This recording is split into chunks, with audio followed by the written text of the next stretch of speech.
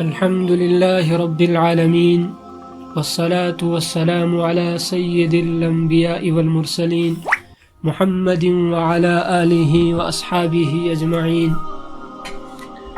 أما بعد أعوذ بالله من الشيطان الرجيم بسم الله الرحمن الرحيم أفلم ينظروا إلى السماء فوقهم كيف بنيناها صدق الله العظيم اللهم صل على محمد النبي الأمي وعلى آله وأصحابه وسلم تسليما يا رب صل وسلم دائما أبدا على حبيبك خير الخلق كلهم.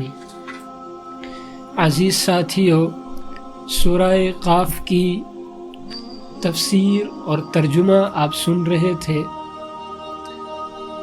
ہم نے گزشتہ سورہ قاف کی ابتدائی آیات کا ترجمہ سنا تھا، جن میں عرض کیا کہ وہ کافر کہتے تھے اَإِذَا مِتْنَا، کیا جب ہم مر چکے اور ہو جائے مٹی، ذَلِكَ رَجْعٌ بَعِيدٌ، یہ لوٹانا تو دور ہے، کس نے دیکھا، مر گئے، مٹی ہو گئے، زمین ہمارے جسم کو کھا گئی اور زمین کی اجزاء کیڑے کھا گئے، کس نے دوبارہ زندہ ہونا ہے؟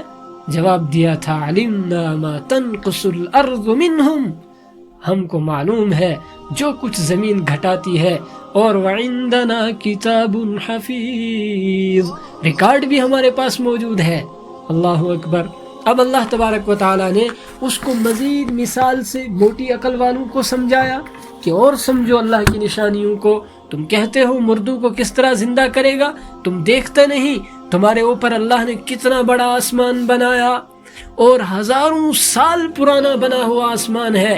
عمارت جتنی پرانی ہوتی ہے اتنی بوسیدہ ہوتی ہے، لیکن ہزاروں سال پرانا بنا ہوا آسمان، اس میں کوئی پھٹن اور دھڑار نہیں دکھتی ہے. افلم ينظروا الى السماء فوقهم، تو کیا نہیں دیکھتے آسمان کو اپنے اوپر، کیف بنیناها، کہ ہم نے اس کو کیسے بنایا، وزیناها، اور ہم نے اس کو آراستہ کیا، وما لها من فروج، اور اس میں کوئی سوراخ نہیں ہے. بلکہ سورہ ملک میں فرمایا فرجع البصر هل ترى من فطور، کہ دیکھو کیا تمہیں کوئی کمی اور نقص دکھ رہا ہے.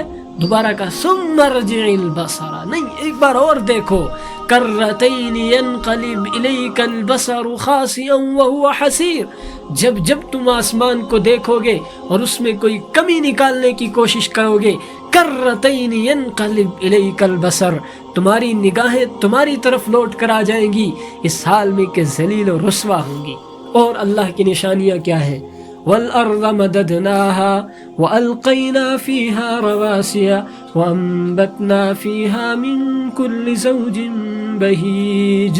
اللہ اکبر. والارض مددناها، اور زمین کو پھیلایا، والقینا فیها رواسیا، اور ڈالا اس میں بوجھ کو، وانبتنا فیها من کل زوج بہیج، اور اگائی ہر قسم کی رونق کی چیزیں. یہ کیوں ہے؟ تبصرتاً، سمجھانے کے لیے ہے کہ جس طرح اللہ آسمان کو بنا سکتا ہے، زمین کو بناتا ہے، پھر زمین سے غلے کو نکالتا ہے، پودوں کو نکالتا ہے، گھاس کو نکالتا ہے، پھولوں کو نکالتا ہے، پتیوں کو نکالتا ہے. جب آپ زمین کے اندر دانہ بوتے ہیں پھر ایک نازک سی کلی نکلتی ہے، وہ اتنی مضبوط زمین کو پھاڑ دیتی ہے، اور ہوتی وہ بہت نازک ہے. اگر کسی آدمی نے دیکھا نہ ہو کہ کس طرح کھیتی زمین سے نکلتی ہے، تو اس کو کوئی آدمی وہ کلی دکھائے کہ